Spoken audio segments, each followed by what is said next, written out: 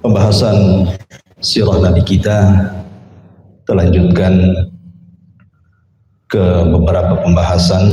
Mungkin malam ini kita khususkan kepada perjuangan dakwah Nabi.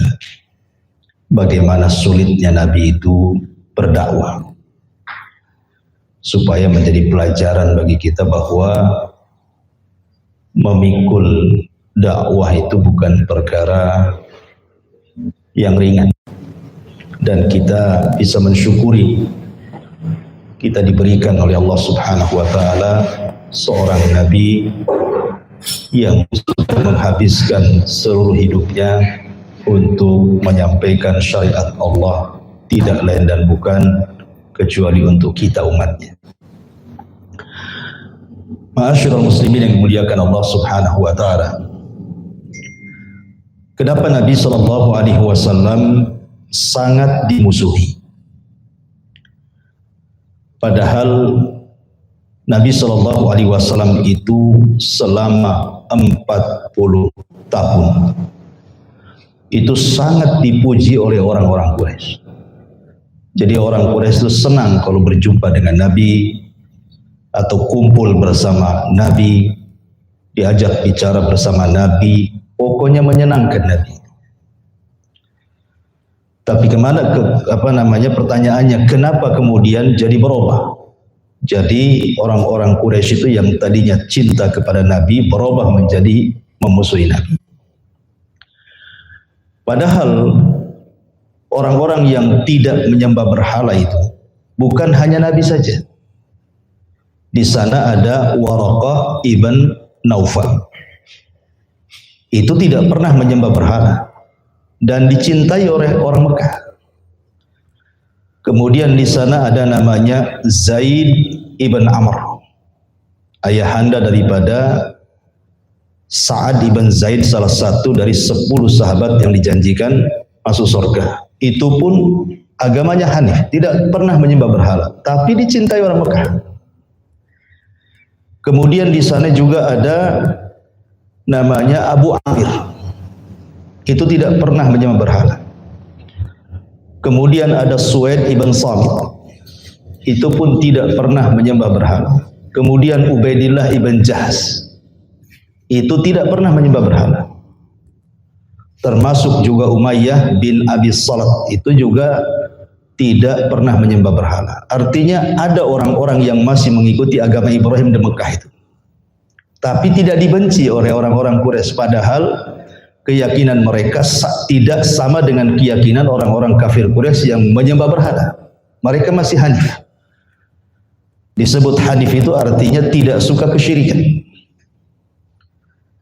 Lah termasuk juga Nabi Shallallahu Alaihi Wasallam sama dengan mereka.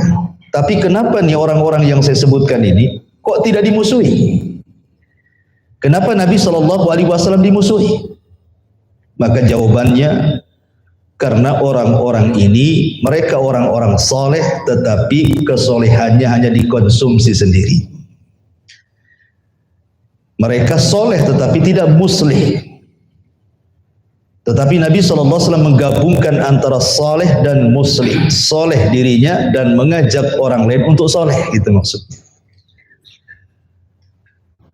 Sehingga ketika Nabi SAW diangkat menjadi Nabi dan Rasul, mulai Nabi SAW ingin mengajak manusia ke dalam tauhid, meminta agar mereka jangan menyembah berhala-berhala Lata, Uzza, Manat, Hubal, Saif, Nailah dan berhala-berhala yang lainnya, dan mengajak manusia untuk al-amru bil ma'ruf wan nahyu anil munkar, mengajak manusia kepada kebaikan dan mencegah kemungkaran, dan tidak ada kemungkaran yang lebih besar saat itu kecuali kesyirikan. Itu yang membedakan Rasul dan orang-orang yang tadi saya sebut tadi. Mereka tidak dimusuhi karena mereka diam saja. Tapi Nabi SAW tidak diam, tidak ingin soleh sendiri. Dia mengajak orang lain juga supaya menjadi orang-orang soleh seperti dia. Itu yang mengakibatkan orang-orang Quraisy ngamuk jadinya. Ma'asyiral muslimin yang dimuliakan Allah Subhanahu wa taala, periode Mekah ini adalah periode yang sangat melelahkan bagi Nabi sallallahu alaihi wasallam. Bagaimana tidak, permusuhan Nabi itu bukan dari luar saja, bahkan dari dalam juga luar biasa. Makanya kalau kita menceritakan tentang kisah Nabi Ibrahim, itu banyak kemiripan dakwahnya dengan dakwah Nabi. Sama-sama ditentang orang dekatnya. Kalau Nabi Ibrahim ditentang oleh ayahandanya Azar, dia yang membuat patung, dia yang menjual patung, dia yang menyembah patung, dia yang mengajak manusia untuk menyembah patung yang dibuatnya. Kan logikanya enggak masuk. Tetapi Nabi SAW justru permusuhannya dari paman-pamannya. Yang pertama kali memusuh bukan Abu Jahal, ya, bukan pula Umayyah, Uqbah, bukan. Justru yang pertama kali musuh Rasul adalah Abu Lahab. Dan Abu Lahab itu pamannya. Siapa-siapa? Paman Nabi SAW yang ketika Nabi SAW diperintahkan untuk berdakwah secara terang-terangan, dia kumpulkan seluruh kerabatnya di Bukit Safa. Abu Lahab yang kemudian pertama kali menentang dan mengatakan, tabban laka ya Muhammad sa'iral yaum. Celaka engkau Muhammad satu hari ini. Untuk apa kau kumpulkan kalau hanya untuk ini, katanya. Kemudian dicaci maki Nabi, tapi Nabi SAW itu akhlaknya baik. Tidak ada sejarah Nabi, baik dari awal diangkat sampai wafatnya Rasul membalas cacian orang. Ini akhlak namanya. Rasul itu tidak pernah membalas cacian orang. Kenapa? Karena bukan itu tujuan Nabi diutus.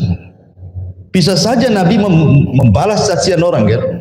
Tapi karena bukan itu hadafnya, tujuan Rasulullah SAW yang paling besar, bukan membalas cacian dengan makian, Rasul membiarkan dia dipaki, silahkan saja. Karena tujuannya ada yang lebih besar daripada itu. Karena rugi kalau kita seandainya kemudian melayani orang yang tidak suka dengan kita sampai kapan? Usia kita tetap berjalan, dan orang yang menyakiti kita tidak ada habis-habisnya. Setelah orang ini, orang itu. Setelah orang itu, orang. Sampai kapan? Karena tiga hal yang pasti dilalui manusia itu. Satu, dunia itu bukan tempat istirahat. Yang kedua, kita tidak mungkin selamat dari ucapan manusia. Yang ketiga, orang tidak mungkin selamat dari kematian. Sehingga manusia itu akan disakiti, akan lelah, dan akan mati. Itu kaidah hidup namanya. Ya, makanya Nabi SAW tidak pernah, nggak peduli dengan orang-orang yang mencaci maki dia, biarkan saja. Ya. Tetapi Allah Subhanahu Wa Taala tidak demikian, karena dalam hadis qudsi Allah mengatakan, man adali waliyan faqad adzantuhu bil harbi. Siapa yang memusuhi wali-waliku, maka dia musuhku. Makanya Allah tidak diam ketika Rasul dicaci. Allah turunkan satu ayat yang akan dibaca sampai kiamat dibangkitkan. Tabbat yada abi lahabi wa tab. Ayat ini menjadi ayat celaan bagi Abi Lahab sampai kiamat. Karena ayat ini tidak diselipkan di tengah-tengah Al-Baqarah. Ayat ini tidak diselipkan di tengah-tengah Ali Imran. Jarang nanti orang baca. Tapi Allah sendirikan di surat yang paling pendek, bahkan menjadi surat favorit antum dalam salat. Tabbat yada abi lahabi wa tab. Seolah-olah itu saja yang diturunkan, ya kan? Enggak pernah lam yakunil kepanjangan. Apalagi An-Naba, ya kan? Apalagi Al-Baqarah, semputlah kita buat. Intinya bahwa Nabi SAW menghadapi musuh pertama adalah dari keluarga, dari Abu Lahab. Ya. Baru setelah itu dari berbagai macam. Nabi SAW itu mendapatkan tantangan dakwah, dan itu dicatat, ya, yang penting-pentingnya. Seperti contohnya, Nabi SAW kebiasaannya sering sholat di sekitar Ka'bah, sering sholat, dan Rasul kalau sholat lama di situ. Jadi Abu Jahal itu kemudian marah kepada anak-anak muda yang sedang duduk-duduk di sekitar Ka'bah itu. Masa kalian rela melihat si Muhammad sujud, ruku di depan kita seolah-olah mengejek kita katanya. Kenapa kalian diam saja? Mereka mengatakan, lalu apa yang harus aku lakukan? Kami lakukan wahai Aba Jahal. Maksudnya Abul Hakam, namanya dulu Abul Hakam. Ya. Kemudian Abu Jahal, kalau saya, katanya, nanti kalau seandainya ada waktu yang tepat, kalian akan saksikan, akan kubuat sesuatu kepada Muhammad. Aku akan tunjang lehernya saat dia sujud.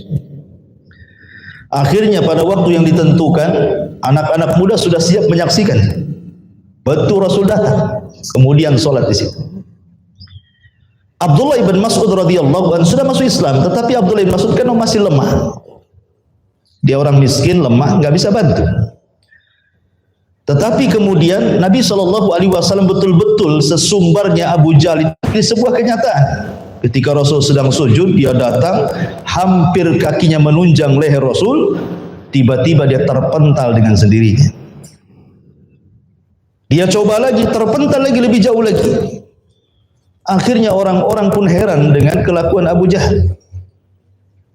Kemudian mereka mengatakan, ya Aba Jahlin, masya'nu, ada apa dengan kamu? Kata Abu Jahal, wallahi inni ra'aitu khandaqan min nari wa haulan wa ajnihatan. Demi Allah, tiba-tiba diperlihatkan antara aku dan Muhammad itu sebuah parit yang sangat menakutkan dan ada hempasan sayap yang menghempas diriku sehingga terpental. Dari sini sebenarnya Abu Lahab tahu ini mukjizat. Ya kan? Mukjizat bahwa Nabi tidak bisa disentuh. Ya. Tetapi karena kesombongan tetap saja dia memusuhi Nabi. Tidak mau beriman.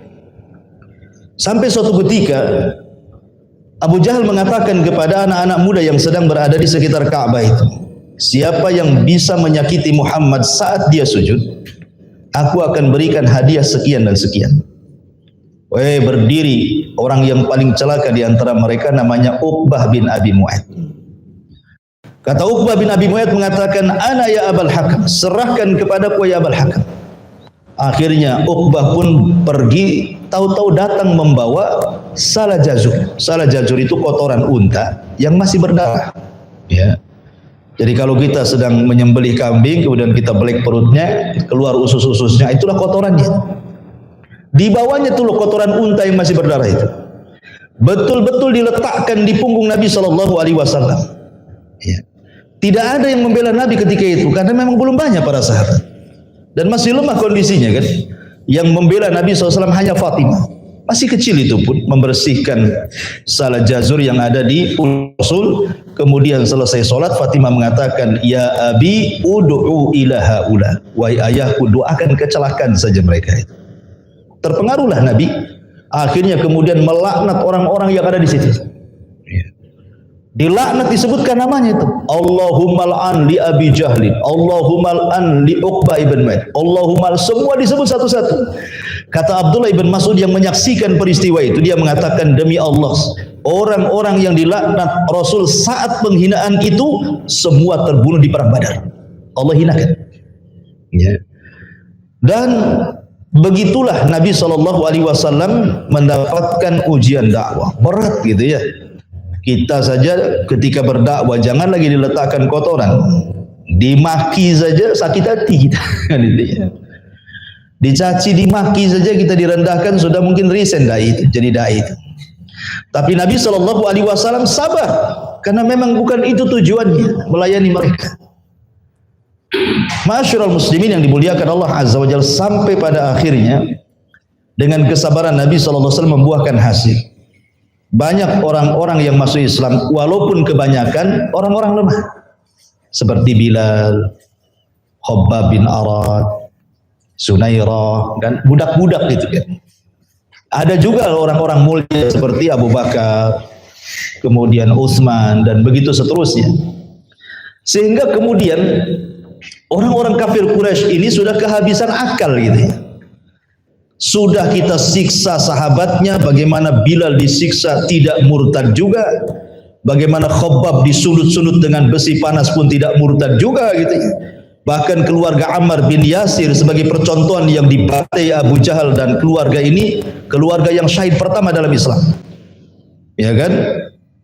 Sumayyah ibundanya sampai kemudian ditusuk kemaluannya sampai meninggal. Kemudian suaminya Yasir juga dibunuh di tempat oleh Abu Jahal. Sampai Ammar ibn Yasir yang masih kecil ketika itu terpaksa mengucapkan kalimat kufur. Tetapi kemudian diturunkan ayat khusus kepada Ammar ini bahwa tidak mengapa seseorang mengucapkan kalimat kufur kalau terpaksa, yang penting hatinya tetap dipenuhi dengan keimanan. Dengan itu. Tapi menjadi pusinglah akhirnya, kok makin hari makin banyak pengikutnya Rasul ini. Dari sini kemudian mulai berpikir mereka, bagaimana caranya? Akhirnya para pembesar itu, karena waktu itu kan pemimpin Quraisy itu dipimpin Abu Jahal. Jadi di Quraisy itu ada dua kabilah yang selalu gantian jadi pemimpin. Pertama kabilah Bani Hashim, yang kedua kabilah Bani Makhzum. Ya, itu dua kabilah besarnya Quraisy. Ya, di bawahnya kabilah-kabilah kecil lah. Karena memang kalau sistem Arab itu kabilah terbesar yang menguasai. Lah, semenjak Abdul Muthalib masih hidup, dia pemimpinnya Quraisy, Abdul Muthalib itu. Tapi setelah Abdul Muthalib meninggal, yang jadi pemimpin Abu Jahal. Nanti Abu Jahal meninggal, nanti siapa lagi gantian antara Bani Makhzum dengan Quraisy. Lah kebetulan yang memimpin Quraisy itu ketika itu Abu Jahal, Abul Hakam, Amr ibn Hisham namanya. Lah, akhirnya Abu Jahal itu mengadakan rapat dengan para pembesar. Bagaimana caranya? Akhirnya tergagaslah untuk melakukan pemboikotan. Kepada siapa? Kepada seluruh Bani Hashim. Kita boikot saja Bani Hashim itu. Kita katakan kepada mereka tidak boleh menikah dengan mereka. Tidak boleh berjual beli dengan mereka. Tidak boleh menolong mereka. Pokoknya apapun yang bermanfaat untuk mereka ditutup pintunya rapat-rapat. Akhirnya kemudian dibuatlah semacam sahifah. Ya, sahifah itu poin-poin pemboikotan kemudian diletakkan di dalam Ka'bah. Kemudian Abu Jahal mengatakan siapapun yang berani merobek ini, pemboikotan ini, yang sudah ditulis undang-undangnya tidak boleh ini, tidak boleh itu dengan Bani Hashim ini, maka dia akan dibunuh. Selama dia masih nempel di situ, berlaku pemboikotan. Jadi sampai kapannya tidak tahu, yang jelas kalau kertas itu masih nempel di dalam Ka'bah berarti masih berlaku tuh pemboikotan itu. Akhirnya kemudian betul-betul diboikot. Jadi Bani Hashim dan Bani Muthalib akhirnya keluar dari Mekah.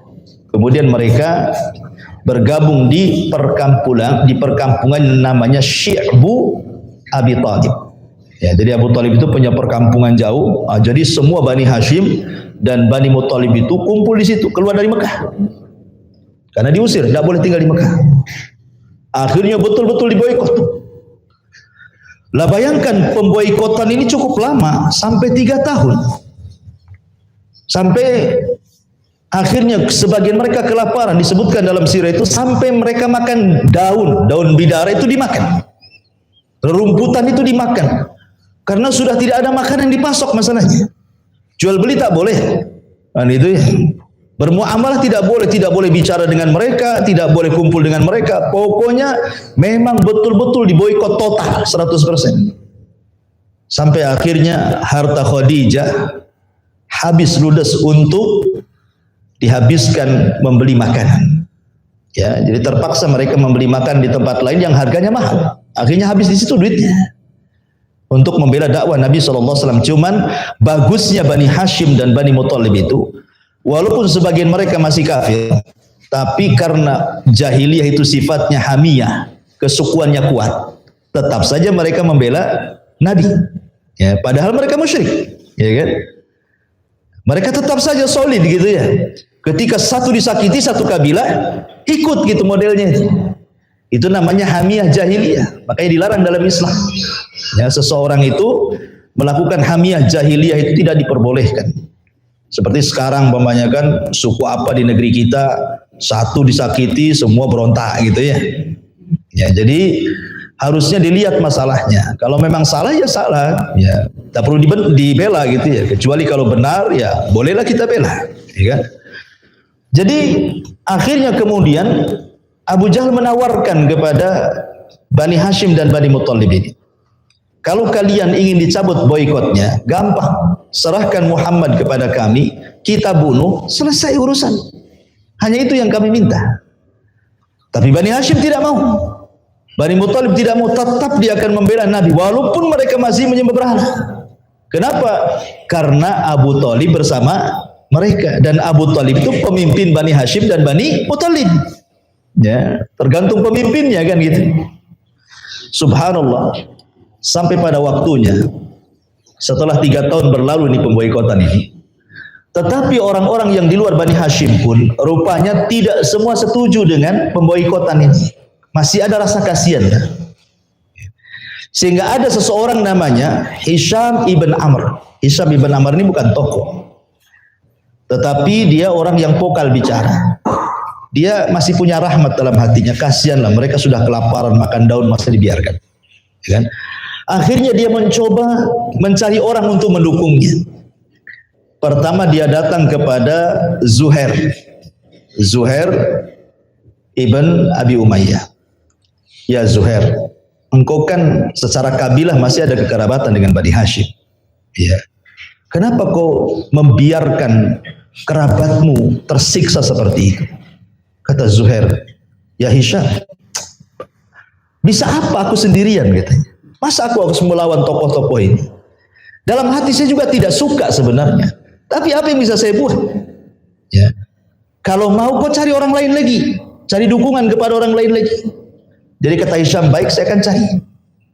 Akhirnya kemudian Hisham datang kepada Mut'im ibn Adi. Ya, dari kabilah Nufail. Dia ngomong juga sama ngomongnya. Wahai Mut'im, bukankah engkau dengan Bani Hashim kakek buyutmu itu bersaudara? Karena Nufail dengan Hashim itu kan saudara, kan itu ya. Kenapa kau diamkan anak paman-pamanmu tersiksa itu diboikot oleh Abu Jahal? Kenapa kau tidak bertindak katanya?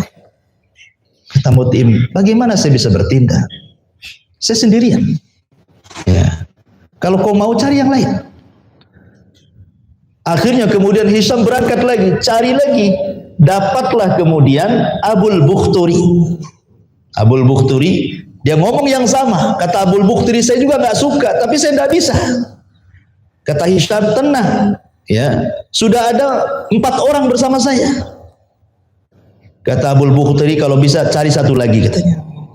Akhirnya berangkatlah Hisham menemui Jam'ah ibnul Aswad, ayahanda daripada Saudah, istri Nabi. Kan ketika itu Saudah belum jadi istrinya. Ya. Akhirnya kemudian Jam'ah pun setuju. Malamnya rapatlah 5 orang ini. Ya. 5 orang ini Zuhair, kemudian Mut'im bin Adi, kemudian Jam'ah, Abul Bukhturi dan Hisham ibn Amr ini. Malam itu. Gimana caranya nih? Akhirnya mereka mendapatkan ide. Keesokan harinya orang-orang ini pura-pura tidak pernah rapat sebelumnya. Ya, tidak pernah, seolah-olah tidak pernah rapat, tidak pernah berjumpa, tetapi mereka berjanji kumpul di Ka'bah. Karena di Ka'bah itu tempat manusia ramai di sana. Ya. Tiba-tiba Hisham ini pidato di depan Ka'bah, depan manusia itu, dan mengatakan, ya Quraisy, apa kalian tidak punya iba dengan saudara kalian Banu Hashim? Mereka sampai kelaparan memakan dedaunan itu, katanya. Apa kalian tidak punya rahmat? Mana adab Arab, katanya. Datang Abu Jahal, maki-maki si Hisham ini. Dimakinya, gagap terdusta kamu, katanya. Tiba-tiba kemudian datanglah Zuhair dan mengatakan, bal anta kadzabta ya Abu Jahal, engkau yang dusta. Gitu ya. Kemudian datang lagi Jam'ah mengatakan, kadzabta, engkau yang dusta. Kemudian datang lagi Abul Bukhturi, antal kadzab, anta yang dusta. Akhirnya ini tokoh-tokoh semua masalahnya nih. Ya, di bawahnya kabilah-kabilah mereka.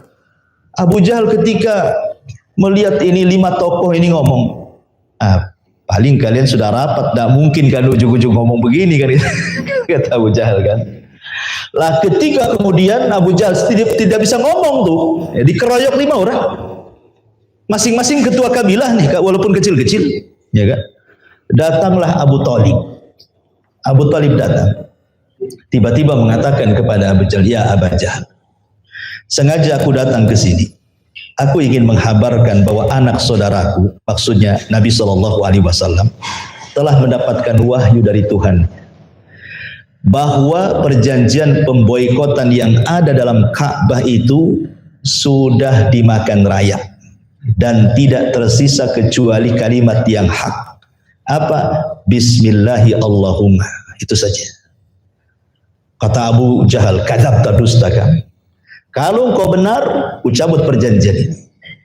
Tapi kalau engkau dusta wahai Abu Talib, maka perkaranya ku serahkan kepada orang-orang Quraisy.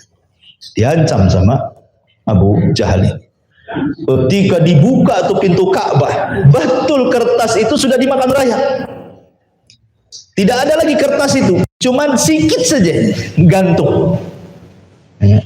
Cuman kata-kata Bismillahi Allahumma saja. Yang lain sudah nggak ada aturan-aturan, tidak boleh menikahi, tidak boleh jual beli, nggak ada semuanya.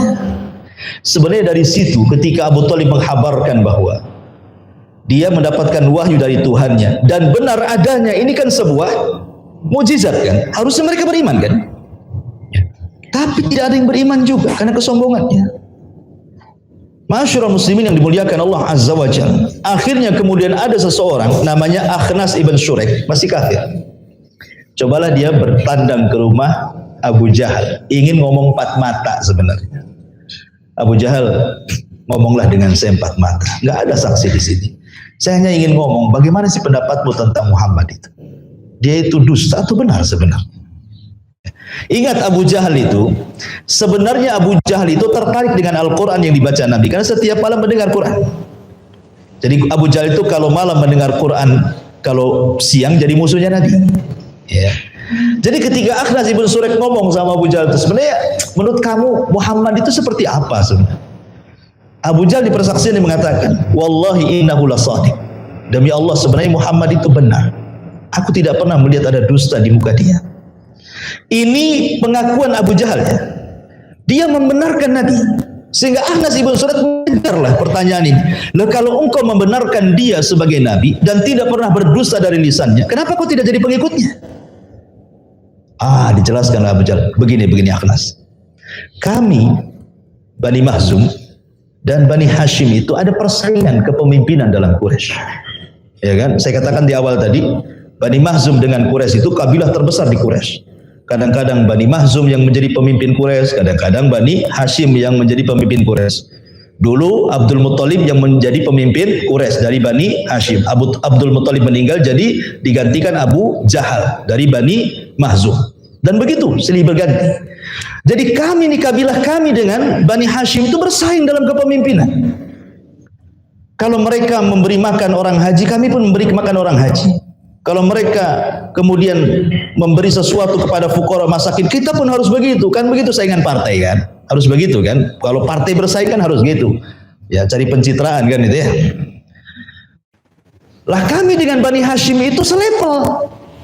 Masalahnya tiba-tiba Bani Hashim ngomong, lana nabi wa laysa lakum nabi. Kami punya nabi, kalian tidak punya nabi. Apa yang harus kami bantah?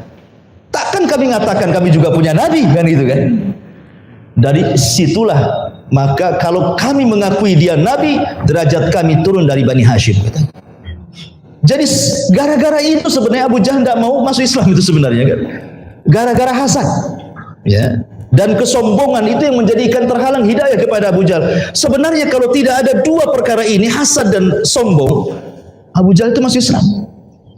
Cuman karena dua perkara, makanya kenapa hasad dan kedengkian itu dua perkara yang menghalangi terbesar dalam hidayah.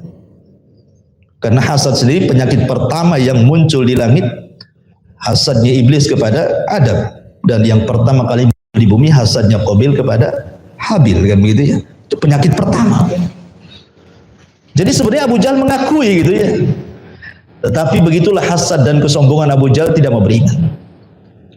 Akhirnya kemudian setelah pembebasan dicabut, maka Bani Hashim dan Bani Muthalib kembali ke Mekah. Kemudian mereka pun hidup normal gitu ya. Disinilah kemudian Abu Thalib diserang penyakit, kemudian sakit parah. Sebelum meninggal Abu Thalib ini mencoba ingin mendamaikan pembesar-pembesar Quraisy, Abu Jahal CS dengan Nabi. Akhirnya Abu Thalib mengundang mereka di rumahnya. Datanglah Abu Jahal, Umayyah, Abu Sufyan, macam-macam besar Quraisy itu. Kemudian Abu Thalib ngomong kepada Nabi SAW, wahai anak saudara, tolonglah kau berdamai dengan mereka. Katakan sesuatu kepada mereka supaya jangan berlangsung permusuhan ini. Sudah cukuplah pemboikotan 3 tahun ini. Ya. Tapi Rasul mengatakan, baik, saya akan berjumpai mereka, tapi saya hanya akan bicara 1 kalimat saja. Kalau mereka mau dengan kalimat ini, maka kita damai. Akhirnya berjumpa. Ya. Kemudian mulailah berdialog di situ. Apa sih yang benar yang kalian inginkan, yang engkau inginkan wahai Muhammad, sehingga kami harus bermusuhan seperti ini? Kata Nabi SAW, sebenarnya saya hanya menghendaki 1 kalimat saja yang kalian ucapkan. Kalau kalian mengucapkan 1 kalimat ini, maka kalian akan menguasai seluruh bangsa Arab. Bahkan di luar Arab akan beragama dengan kalimat ini. Ini janji saya. Kata Abu Jahal, apa kalimat itu? Sakti kali kalimat itu. Maka Rasul mengatakan, la ilaha illallah. Ini saja, ucapkan kalimat ini. Orang-orang Arab paham kalimat ini. Ya. Kalau mereka sampai mengucapkan kalimat ini, secara otomatis mereka harus membuang berhala-berhala kan? Patung-patung harus ditumbangkan semua. Karena la ilaha itu penafian, tidak ada Tuhan yang berhak disembah illallah kecuali Allah. Jadi konsekuensinya mereka harus membuang Lata, Uzza, Manat, Hubal, Saif, Nailah dan yang lainnya. Jadi mereka akhirnya kemudian mengejek Rasul, kemudian bertepuk tangan dan mengatakan, kadzabta dustang wahai Muhammad. Apakah ini agama yang kau bawa? Aja'alal alihata ilaha wahid, inna hadza la syai'un ujab. Ya. Apakah kami harus membuang berhala-berhala yang banyak gitu ya? Ini agama yang baru ini. Kami tidak mau. Akhirnya mereka pun tidak mau diskusi, pergi semuanya. Ya. Ini pula yang menjadi kemudian tekanan bagi Abi Thalib sehingga semakin memarah sakitnya. Ketika detik-detik sakaratul maut, akhirnya kemudian datanglah Abu Jahal menjenguk Abu Thalib, kemudian Abdullah ibn Abi Umayyah juga datang, dan juga Musayyib. Ada 3 tokoh Quraisy datang. Saya ulangi, yang datang itu Abu Jahal, Abdullah ibn Abi Umayyah dan Musayyib. Ya. Lah ketika kemudian Nabi SAW berusaha untuk mentalkin pamannya Abu Thalib saat nazaknya itu. Kata Nabi SAW, kul ya ammi la ilaha illallah. Tolonglah wahai pamanku, jasamu sudah terlampau banyak kepada Islam ini. Untuk menyelamatkan kamu, ucapkan kalimat ini, la ilaha illallah. Tetapi Abi Thalib ini, karena dia tokoh masalahnya kan, dia sekali-kali memandang kepada Abu Jahal, memandang kepada Abdullah ibn Abi Umayyah, memandang kepada Musayyib. Kemudian 3 orang ini mengatakan, ya Aba Thalib, atarghabu an millati Abdul Muttalib. Apakah kau akan mengucapkan kalimat itu dan kau benci agama moyangmu Abdul Muttalib? Ya. Akhirnya Abu Thalib terdiam. Setiap Rasul mengatakan, katakan la ilaha illallah, maka balasannya, apa kau benci dengan agama Abdul Muttalib? Sampai ruhnya dicabut, Abu Thalib tidak mengucapkan kalimat suci itu.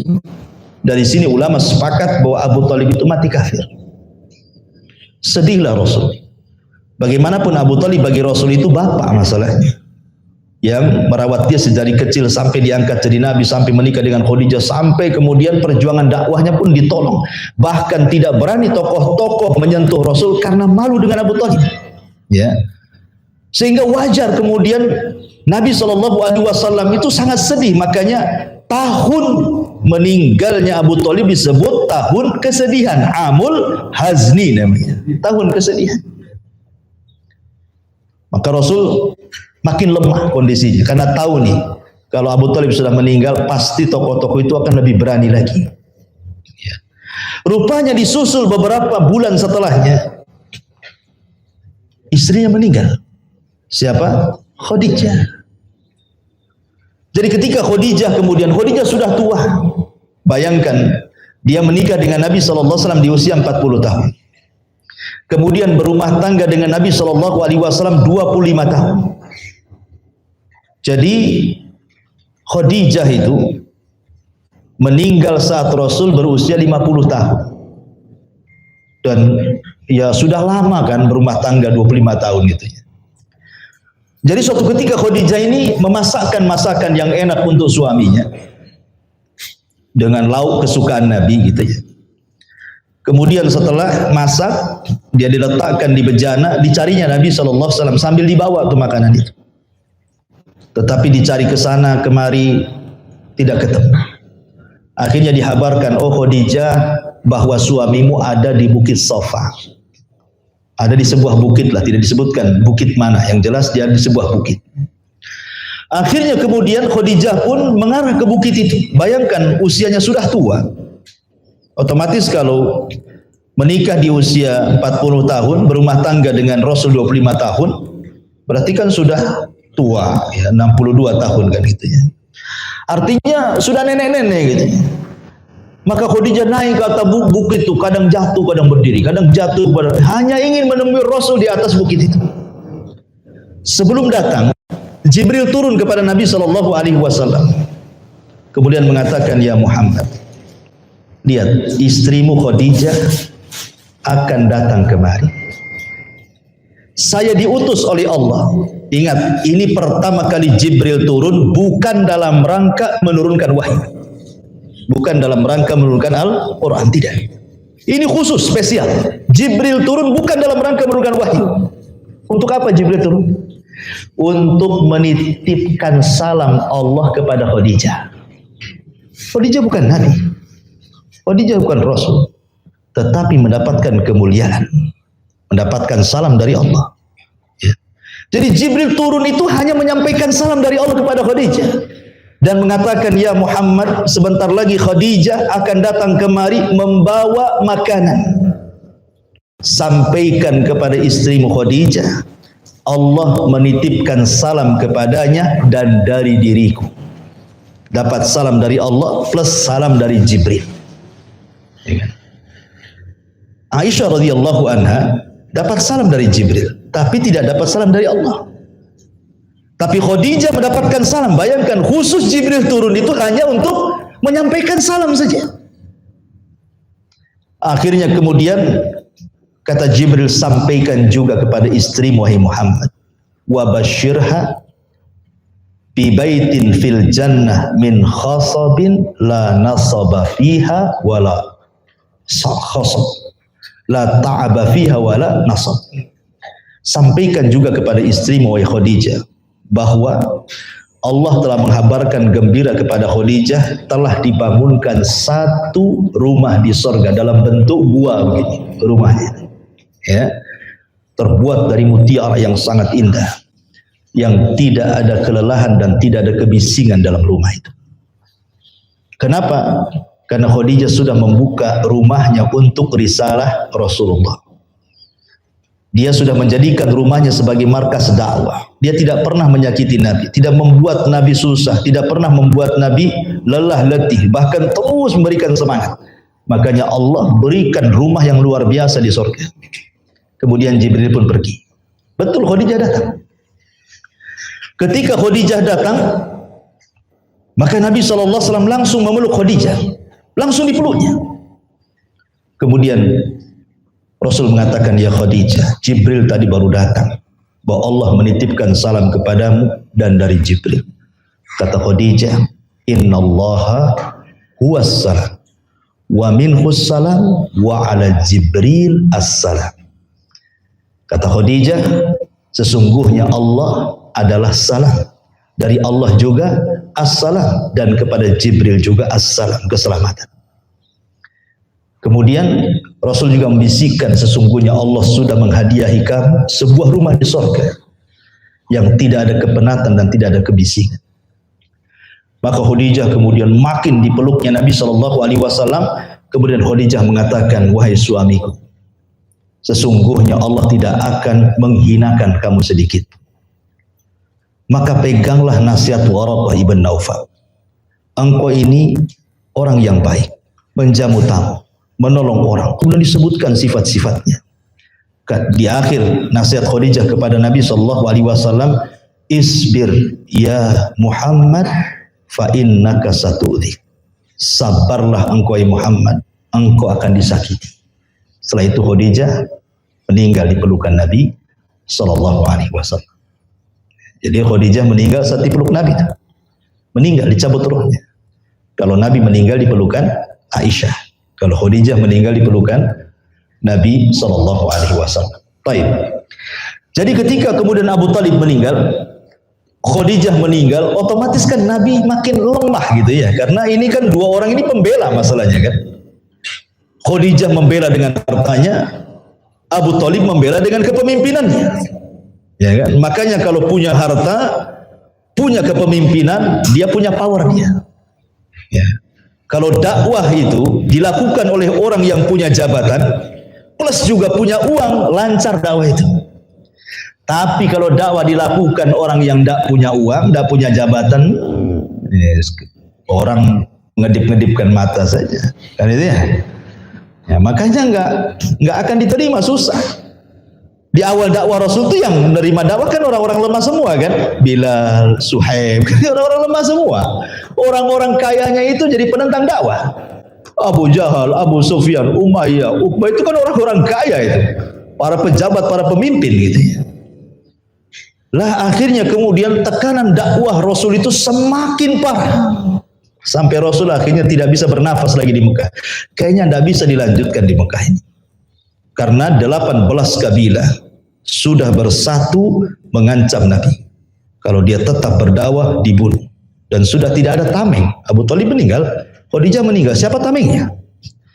Akhirnya kepikiran oleh Nabi SAW untuk hijrah. Kayaknya harus hijrah dari Mekah ini. Cari areal baru. Terpikirlah dia ingin berangkat ke Taif. Dia bawanya siapa? Zaid ibn Harithah, pembantunya.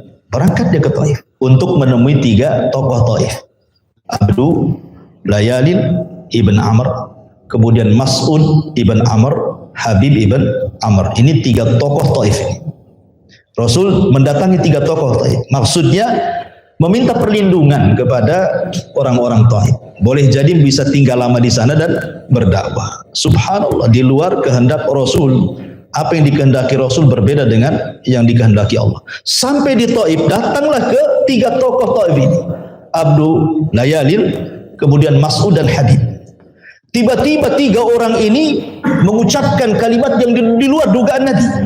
Yang satu mengatakan, kalaupun engkau memanjat kiswah Ka'bah, bertelekan di kiswah Ka'bah, aku nggak percaya kau seorang Nabi gitu. Kemudian yang lain mengatakan, kenapa mesti engkau yang jadi Nabi? Kenapa tidak Abu Jahal saja? Kan itu ya. Kenapa tidak Urwah Ats-Tsaqafi, pemimpin mereka saja? Mereka kan tokoh, siapa kamu? Kok jadi Nabi pula katanya. Yang satu mengatakan, aku tidak akan bicara dengan engkau wahai Muhammad. Sekalipun engkau seorang Nabi, bahaya bagi kami. Kenapa? Kami tidak boleh membantah. Apalagi kau bukan seorang Nabi, maka kami tidak akan bicara dengan kamu. Sebaiknya kau tinggalkan Taif katanya. Maka Nabi SAW ketika itu memohon kepada orang-orang Taif, tolong jangan kasih tahu orang-orang Quraisy bahwa dia datang ke Taif.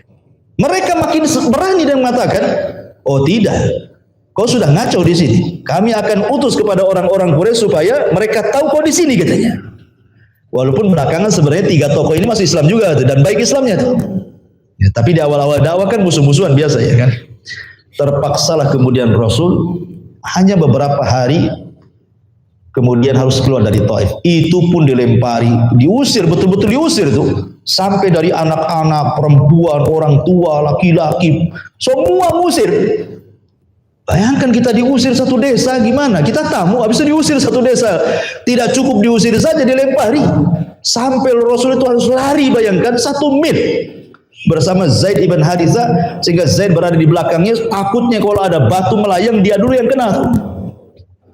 Tapi Rasul pun tidak lepas daripada batu-batu yang dilempari orang Taif. Berdarahlah badan Nabi SAW sampai akhirnya kemudian melewati sebuah perkebunan kurma milik 2 anak dari Syaibah. Namanya Utbah dan milik dua anak dari Rabi'ah.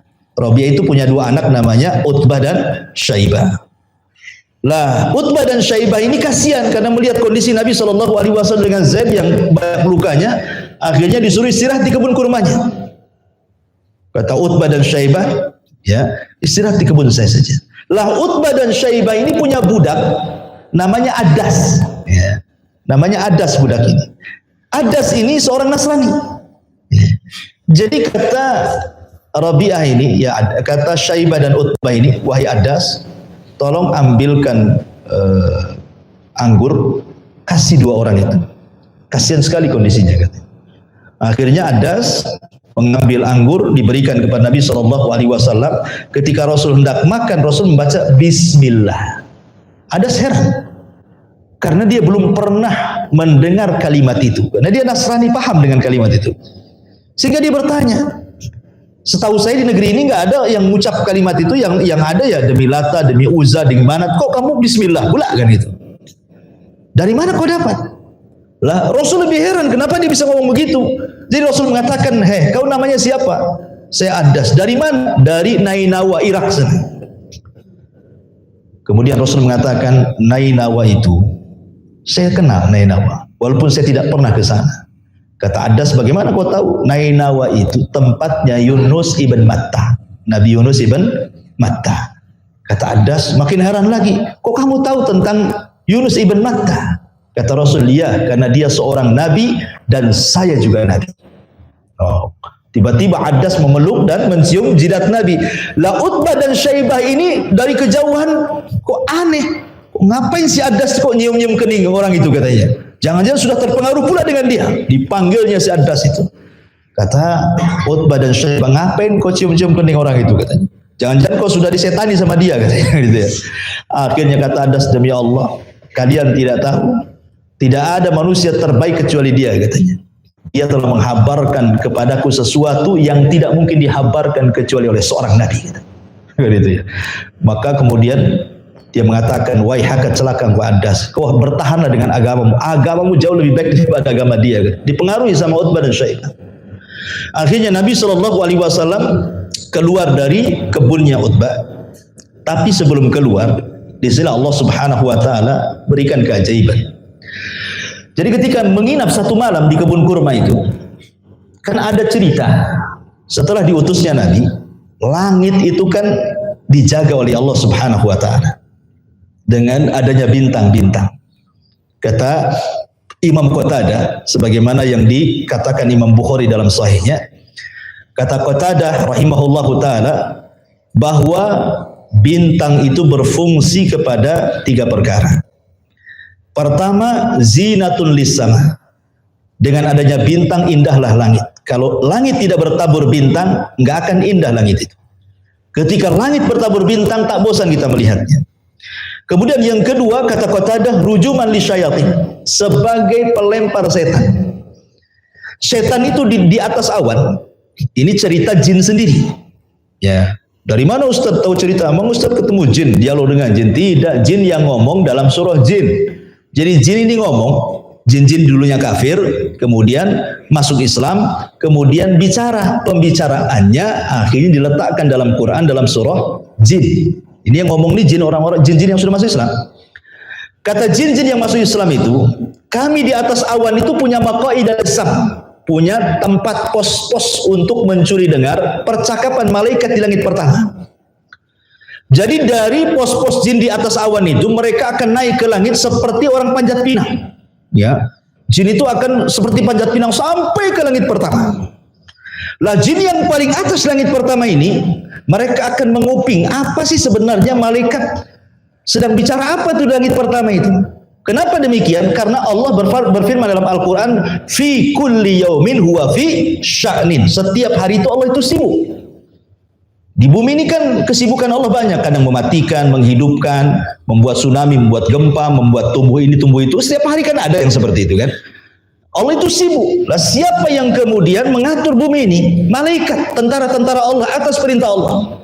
Jadi Allah perintahkan kepada Jibril, nanti Jibril memerintahkan kepada seluruh malaikat sampai di langit pertama. Nanti Jibril kasih tugas tuh, kamu ke sana, buat kau tsunami di sana, kau buat banjir di sana, kau buat mati orang itu, kau buat hidup orang itu. Jibril itu ketika ngasih tugas kepada malaikat di langit pertama, inilah yang dikuping sama jin-jin itu. Setiap dapat satu kalimat ditangkapnya, dikasih tahu ke jin yang di bawahnya, tangkap lagi. Lah ketika mereka mencuri dengar, ketika diutusnya Nabi, bintang itu difungsikan, maka mereka akan ditembak oleh meteor.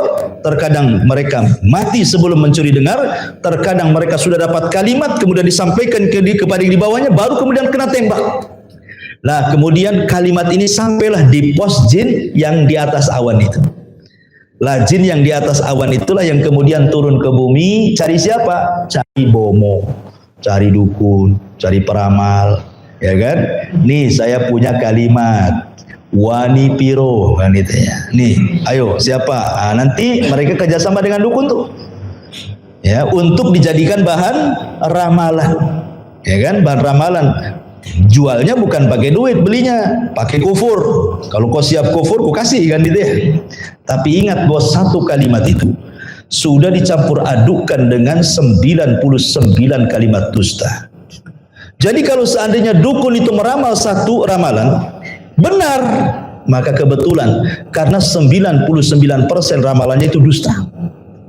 Coba kalau saya analogikan, ada orang meramal 100 ramalan, yang satu benar, yang 99 dusta. Sakti nggak dukun tuh? Ya enggak sakti lah ya. Itu kebetulan namanya. Kecuali di Bali, yang 99 betul, yang satu dusta, itu baru sakti. Masa yang satu benar, yang 99 nggak benar dibilang sakti? Itu namanya kebetulan. Dalam bahasa akidah disebut istidraj namanya. Kebetulan saja dia. Ya. Karena hakikatnya mereka pendusta. Antum pun bisa lah pura-pura meramal, kan, nanti ada yang kebetulan tuh benar, kan itu.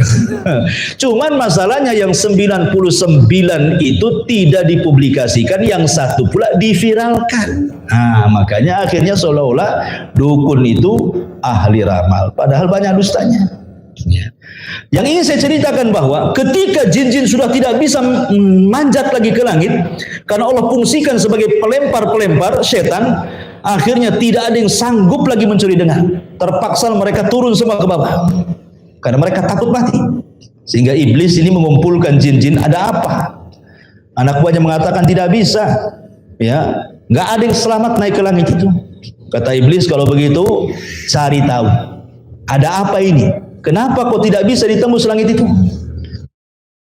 Jin-jin itu lah, salah satunya ada jin nasib, itu jumlahnya 8 jin, nyasar ke kebun kurma.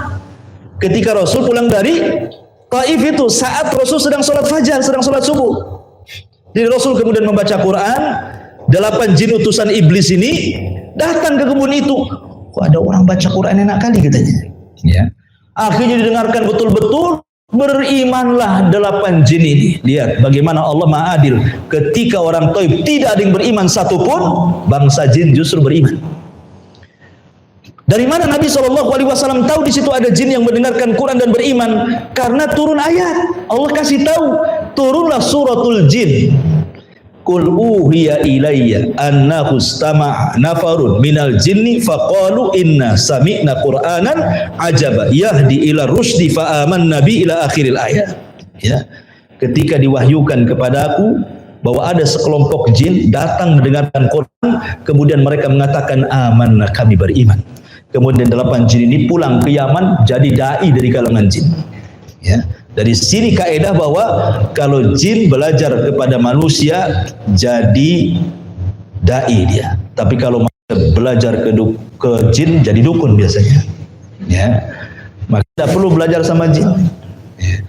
Jadi akhirnya kemudian Rasulullah SAW sudah berhasil mengislamkan bangsa jin, dan 8 jin ini disebut jin yang paling mulia dari semua jin. Mungkin kalau dalam sahabat itu 10 sahabat yang dijanjikan masuk surga. Ini orang-orang sahabat-sahabat jin yang pertama-tama ini.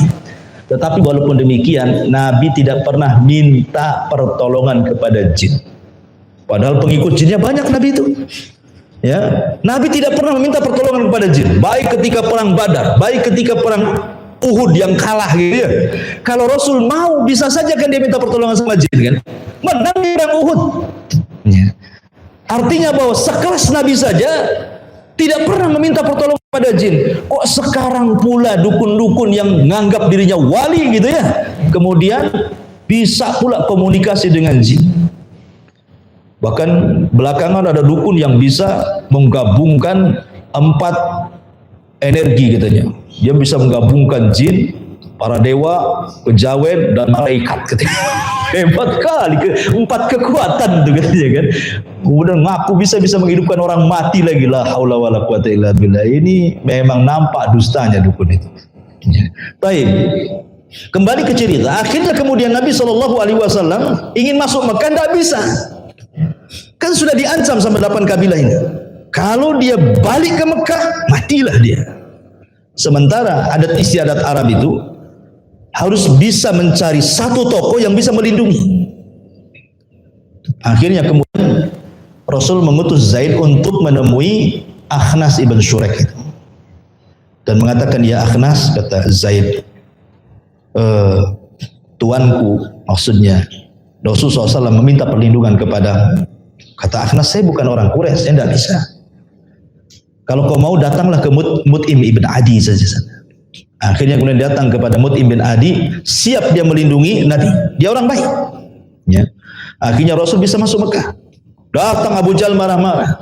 Hei Mut'im, ya, kenapa kau melindungi si Muhammad itu? Apakah engkau sudah masuk ke agamanya? Kalau engkau sudah masuk ke agamanya, maka engkau pun kuusir dari Quraisy. Tapi kata Mut'im, tidak. Ini akhlak Arab. Saya hanya melindungi dia. Saya tidak masuk agama dia. Oh, kalau begitu baik. Kulindungi juga karena perlindungan kamu. Akhirnya Rasul dibolehkan untuk tinggal lagi di Mekah. Ya. Nah, saat musim haji itulah kemudian Nabi SAW, karena tidak bisa lagi kan, nggak dibolehkan lagi berdakwah kan. Hati-hati Rasul kembali kepada dakwatus sir jadinya. Sudah terang-terangan, balik lagi ke sir jadinya kan. Ya, karena tidak bisa terang-terangan lagi. Awalnya kan 3 tahun Syria, ya, door to door bahasa kitanya. Kemudian setelah 3 tahun terang-terangan, mendapatkan penentangan luar biasa. Sekarang balik lagi ke Syria nih. Lah, ketika musim haji, maka Nabi SAW cobalah mendekati orang-orang yang bukan penduduk Mekah. Kan orang haji kan dari mana-mana. Lah, kebetulan dari Madinah itu, ya, dari Madinah itu datanglah tokoh-tokoh Ansor yang masih musyrik dari kabilah Khazraj datang ke Mekah haji. Sebenarnya tokoh-tokoh Ansor ini ketika masih musyrik, mereka sudah tahu maklumat kenabian, ya, tapi kan tidak tahu siapa nabinya. Cuman mereka sudah tahu. Dari mana mereka tahu? Dari sesumbarnya orang Yahudi. Karena di Madinah kan tempatnya Yahudi, Mekah kan nggak ada Yahudi. Madinah tuh mayoritas Yahudi di sana. Ada Bani Quraidah, ada Bani Kunaiko, ada Bani Nadir gitu ya. Dan antara Yahudi dengan Khazraj dan Aus yang belakangan akan jadi orang Ansar itu musuhan. Kadang perang, kadang bunuh-bunuhan gitu. Jadi orang-orang Yahudi itu suka sesumber kepada orang-orang Khazraj dan Aus itu. Awas saja kalau Nabi kami datang, habis kalian. Jadi orang-orang Khazraj dan Aus yang belakangan akan jadi orang-orang Ansar itu sudah tahu maklumat kan dari orang Yahudi bahwa akan ada Nabi. Itu maksudnya. Makanya ketika kemudian dia haji ke Mekah, kok di sini sibuk-sibuk ada orang ngaku Nabi? Penasaranlah orang-orang Ansar ini. Akhirnya ketemu dengan Nabi SAW, kemudian berbincang, dibacakan Quran, tertariklah mereka. Akhirnya mereka masuk Islam. 12 orang ini yang disebut dengan Nuqobaul Ansar, pemimpin-pemimpin Ansar, pengasas Islam di Madinah. Namanya Nuqobaul Ansar, 12 jumlahnya. Itulah yang melakukan pembaiatan Aqobah pertama. 12 orang. Karena pembaiatan Aqobah kedua 73 orang. Ya, bedanya dari segi jumlah, baiat Aqobah pertama memang sedikit, baiat Aqobah kedua banyak. Kemudian baiat Aqobah pertama tidak ada orang musyrik yang hadir. Baiat Aqobah kedua ada musyrik yang hadir. Siapa? Abbas, ketika itu belum masuk Islam.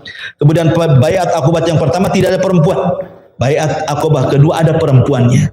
Kemudian baiat Aqobah yang pertama hanya sekedar perjanjian dalam bab agama, tapi baiat Aqobah kedua perjanjian ditambah untuk menolong Nabi dengan darah mereka, dengan harta mereka, dan mereka betul-betul dibaiat oleh Nabi SAW. Akhirnya mereka pun meminta untuk diutus seorang dai ke Madinah. Diutuslah siapa? Mus'ab ibn Umair. Mus'ab ibn Umair inilah yang sangat berjasa di kota Madinah. Kenapa? Karena gini ceritanya. Salah satu yang pertama masuk Islam itu namanya As'ad ibn Zurarah. As'ad ibn Zurarah itu yang pertama masuk Islam. Dia yang meminta kepada Rasul, kirimkan kepada kami seorang dai.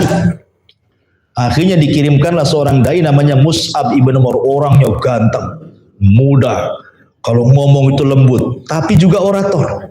Bagus ucapannya, supel dengan orang. Begitulah kalau Nabi ngutus orang nggak sembarang. Ya, sampai ke penampilan pun tidak diutus Umar, ya kan? Diutus Mus'ab. Ya, supaya belum ngomong, nengok mukanya saja sudah senang.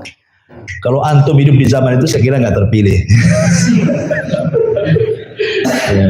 Akhirnya kemudian Mus'ab ini diutus, nginaplah di rumah As'ad bin Zurarah. Dengarlah tokoh Aus ini, ya, namanya Sa'ad ibn Mu'ad. Ya, Sa'ad bin Mu'ad itu tokohnya orang Aus. Kalau orang Khazraj namanya Sa'ad ibn Ubadah, sama-sama Sa'ad deh namanya kan. Jadi Sa'ad ibn Mu'ad ini ngomong sama Usaid ibn Hudhair, saudaranya. Usaid, saya ke rumahnya si As'ad. Saya dengar dia ada orang utusan Mekah bawa ajaran sesat katanya. Kau datang kau usir dia. Akhirnya Usaid ibn Hudhair, masih musyrik ketika itu, datang ke rumah Sa'ad. Langsung marah-marah dia. Disuruh pulang yang Mus'ab bin Umair itu. Tapi Mus'ab ini kan sekali lagi orang cerdas. Dia mengatakan gini sajalah, objektif saja. Bagaimana kalau kau dengar sedikit saja nasihatku? Cocok, alhamdulillah. Tidak cocok, aku pulang sendiri, tak perlu diusir. Itu kan enak tuh kan. Duduk sebentar, saya akan ngomong sedikit. Kau terima, alhamdulillah. Kau tidak cocok, tidak terima, saya akan pulang hari ini juga. Akhirnya kemudian Usaid bin Hudhair maulah duduk dengan Mus'ab. Tiba-tiba dibacaan Quran. Ya, Allah masukkan hidayah pula kepada Usaid bin Hudhair. Masuk Islam pula dari situ. Padahal niatnya ngusir, akhirnya masuk Islam. Kata Usaid, seandainya Sa'ad ibn Mu'ad masuk Islam, wah ini bisa satu Aus masuk Islam nih. Kan ku coba dia datangkan. Akhirnya dia pergi menemui Sa'ad ini. Kata Sa'ad, Usaid, kau tadi berangkat marah-marah, kok sekarang mukamu santai? Apa kau sudah kesetanan sama si dari muka itu, katanya kan. Begini, dibohongi sama si Usaid bin Hudhair. Ya Sa'ad, saya tidak peduli dengan orang dari Mekah itu, tapi saya peduli dengan keponakanmu As'ad bin Zurarah. Dia sekarang lagi mau dibunuh sama kabilah lain, katanya. Kau tidak sayang nyawa ponakanmu itu, katanya. Padahal kan dibohongi kayak gitu kan. Akhirnya marah lagi, kan sekali lagi orang jahiliyah ini hamiah kan. Jangan disentuh satu orang, marah mereka. Dia ambilnya pedang, ayo kita berangkat. Siapa yang berani kabilah membunuh ponakanku, katanya. Sudah enggak cerita Mus'ab lagi dia. Ketika sampai di rumah As'ad, tak ada orang nyerah. Ya. Katanya Sa'ad kepada Usaid, ini pasti permainanmu, katanya. Mana tuh orang Mekah tuh, katanya kan. Akhirnya didatangkan orang Mekah, sama Mus'ab pun orangnya kan baik. Dia pun ngomong sama dengan kepada Usaid sebelumnya. Ya Sa'ad, ginilah duduk-duduk. Ngomong baik-baik dengan saya. Kalau kau cocok, alhamdulillah, tak cocok aku pergi. Ya. Bahasanya cocok bayar, tak cocok viral gitu saja. COD. Akhirnya kemudian ngomonglah empat mata. Allah takdirkan masuk pula hidayah kepada Sa'ad bin Mu'ad. Masuk Islam tuh. Ini tokoh-tokohnya ini masuk Islam. Akhirnya kemudian Sa'ad ini setelah masuk Islam, datang dia ke kabilah Aus. Ngancam orang Aus. Aus, kamu tahu siapa saya? Orang Aus mengatakan, ya, anta sayyiduna, engkau pemimpin kami, engkau orang terbaik kami, engkau anak dari orang terbaik kami, katanya. Oh, kalau begitu kalian harus masuk Islam. Kalau tidak ada yang masuk Islam, awas, jangan satu atap di Aus, keluar dari Aus, katanya. Satu kabilah masuk Islam, ikhwan. Bayangkan coba.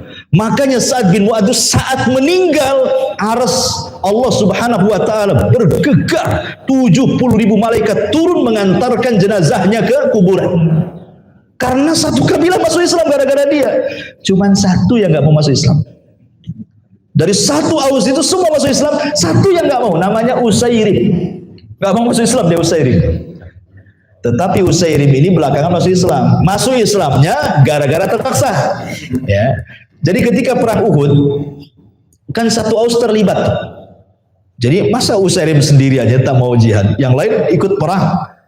Akhirnya datang kepada Nabi. izinkan saya jihad. Saya bukan karena agamamu wahai Muhammad. Saya ingin membela kabilahku karena satu kabilah semua mau jihad masalahnya katanya. Kata Rasulullah, nggak bisa. Kamu kan masih musyrik. Gitu. Kalau kau ingin jihad, kau harus syahadat dulu. Nah, mikir dia. Daripada dia tak bisa ikut perang, bersyahadat dia di hadapan Nabi. Masuk Islam, langsung perang, langsung mati syahid. Kata Abu Hurairah radhiyallahu an, setelah meninggalnya Usairim ini, saya kasih tahu kalian ya, siapa yang tahu sahabat yang tidak pernah sujud ruku walaupun sekali, mati masuk surga kan? Kata Abu Hurairah itu. Sahabat, mana ada wahai Abu Hurairah, oh ini bercanda saja. Kata Abu Hurairah, ada. Abu Hurairah mengatakan, dialah Usairim katanya. Usairim, dia masuk surga, tidak pernah sujud, tidak pernah ruku, syahadat, perang, mati. Itulah Usairim kan? Lewat tol. Ya. Jadi akhirnya satu aus masuk Islam. Karena Khazraj ini sebelumnya kan sudah masuk Islam. Karena kan dari Khazraj duluan yang masuk Islam yang ke Mekah kan. Jadi mereka sudah nggak sulit lagi karena tokoh-tokoh mereka sudah masuk Islam. Belakangan kemudian Sa'ad bin Mu'adz ngajak Sa'ad bin Ubadah untuk masuk Islam. Akhirnya dua tokoh masuk Islam. Masalahnya di zaman Nabi sebelum hijrah ada tokoh besar yang bisa menyatukan dua kabilah ini. Namanya Abdullah ibn Ubay ibn Salul. Itu tokoh besarnya Khazraj. Jadi kalau ada peperangan, dia yang mendamaikan. Sehingga digadang-gadangkan oleh dua Sa'ad ini bahwa Abdullah ibn Ubay ini jadi pemimpin mereka. Cocok karena suka mendamaikan orang. Ya. Lah ketika Rasul hijrah ke Madinah, kan dua kabilah ini sudah masuk Islam, otomatis mereka sudah tidak tertarik lagi dengan Abdullah ibn Ubay kan? Karena mereka sudah punya Nabi. Mereka terngiang-ngiang dengan perkataan Yahudi. Kalau Nabi itu muncul, dia akan menguasai dunia. Nah, itu yang dipegang. Jadi Abdullah ibn Salul ditinggalkan, marah dia. Makanya jadi munafik dia. Karena semua sudah masuk Islam, dia belum masuk Islam. Dia bisa ditinggalkan. Kalau menguat Islam, bisa dibunuh dia. Bisa diambil hartanya, terancam keluarganya. Apalagi setelah perang Badar, karena munafik itu muncul setelah perang Badar. Menang kaum muslimin, menguat Islam di Madinah. Kata Abdullah bin Ubay ini, wah ini kalau saya tidak masuk Islam bahaya nih. Terpaksalah dia masuk Islam, dan itulah sejarah munafik pertama di Madinah. Karena munafik itu muncul karena menguat Islam. Kalau Islam lemah, ngapain jadi munafik? Jadi kafir sekali dah. Kan itu ya. Di Mekah kan nggak ada munafik karena Islam lemah. Ngapain jadi munafik kan itu? Jadi munafik itu karena Islam menguat. Kalau pilihannya cuma dua, Islam kafir. Kan itu ya. Kalau masuk Islam nggak mau dia. Kalau masuk kafir nggak mau, diperangi nanti. Makanya dia pura-pura masuk Islam, jadilah dia munafik. Bahkan dirobatkan presiden pertama munafik Madinah, Abdullah ibn Ubay ibn Salul. Walaupun anaknya itu yukhrijuhum minadz-dzulumati ila nur, bahasanya mengeluarkan dari kegelapan cahaya. Karena Abdullah ibn Abdillah anaknya justru pejuang Islam. Bahkan ketika Umar bin Khattab, Khalid bin Walid, dan sahabat yang lain mengatakan, ya Rasulullah, ketika sudah terbongkar aibnya orang munafik, serahkan kepada kuku penggal tuh rayanya si Abdullah. Kata anaknya Abdullah bin Abdillah ini, jangan wahai Muhammad, ya wahai Rasul, kalau kau ingin membunuh bapakku, serahkan kepada aku, akan membunuhnya. Kalau orang lain membunuhnya, nanti aku dendam sama dia, katanya. Gitu ya. Jadi anaknya justru pejuang Islam tuh. Jadi belum tentu bapaknya bejat, anaknya lebih jahat gitu ya. Terkadang dari kegelapan keluar cahaya pula. Ya, tapi bagaimanapun namanya buah mangga ya tidak jauh dari pohon mangga, gitu ya. Kalau anaknya bapaknya jahat ya kurang lebih anaknya. Tapi tidak semua. Boleh jadi mangganya hanyut gitu ya. Kemudian diambil orang baik. Baik, kembali. Intinya bahwa Nabi SAW akhirnya berhasil mendakwahkan ke orang-orang Ansor. Kemudian karena Nabi SAW sudah semakin ditekan, Rasul pun semakin sempit hatinya. Akhirnya Allah Subhanahu wa taala ingin menghibur. Setahun sebelum hijrah ada peristiwa besar yang disebut dengan Isra dan juga Mi'raj.